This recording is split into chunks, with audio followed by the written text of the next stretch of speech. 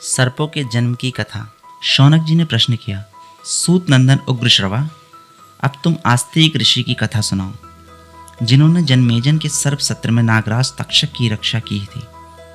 तुम्हारे मुंह की कथा मिठास से भरी और सुंदर होती है। तुम अपने पिता के अनुरूप पुत्र हो, उन्हीं के समान हमें कथा सुनाओ। उग्रश्रवा जी ने कहा, आयुष्मान, मैंने अपने पिता के मुझ से आस्तिक की कथा सुनी है, वही आप लोगों को सुनाता हूँ। सतयुग में दक्ष प्रजापति की 2 कन्याएं थीं, कद्रु और विंता। उनका विवाह कश्यप ऋषि से हुआ।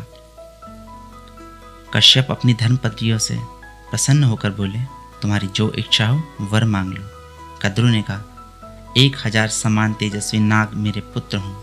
विंता बोली, तेज शरीर और बल विक्रम में कद्रु के पुत्रों से श्रेष्ठ केवल 2 पुत्र ही मुझे प्राप्त हों। कश्यप जी ने एवमस्तु कहा। दोनों प्रसन्न हो गई। सावधानी से गर्भ रक्षा करने की आज्ञा देकर कश्यप जी वन में चले गए। समय आने पर कद्रु ने 1000 और विंता ने 2 अंडे दिए। दासियों ने प्रसन्न होकर गर्म बर्तनों में उन्हें रख दिया। 500 वर्ष पूरे होने पर कद्रु के तो 1000 पुत्र निकल आए, परंतु विंता के 2 बच्चे नहीं निकले। विंता ने अपने हाथों से एक अंडा फोड़ डाला। उस अंडे का शिशु आधे शरीर से तो पुष्ट हो गया था, परंतु उसका नीचे का आधा शरीर अभी भी कच्चा था।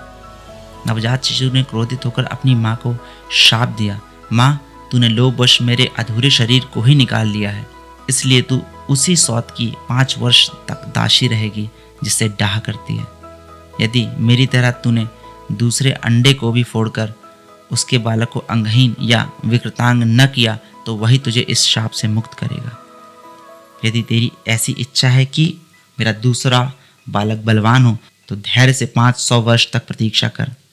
इस तरह शाप देकर वह बालक आकाश में उड़ गया और सूर्य का सारथी बना। प्रातःकालीन लालिमा उसी की झलक है। उस बालक का नाम अरुण हुआ। एक बार कद्रु और विंता दोनों बहनें एक साथ ही घूम रही थीं कि उनके पास ही उच्च श्रवा नाम का घोड़ा दिखाई दिया। यह अश्वरत्न अमृत मंथन के समय उत्पन्न हुआ था और समस्त अश्वों में श्रेष्ठ, बलवान, विजयी, सुंदर, अजर, दिव्य एवं सब शुभ लक्षणों से युक्त था। उसे देखकर वे दोनों आपस में वर्णन करने लगी। शौनक जी ने पूछा, सूत नंदन, देवताओं ने अमृत मंथन किस स्थान पर और क्यों किया था? अमृत मंथन के समय उच्चाय श्रवा घोड़ा किस प्रकार उत्पन्न हुआ? उग्र श्रवा जी महर्षि शौनक का यह प्रश्न सुनकर उनसे अमृत मंथन की कथा कहने लगे।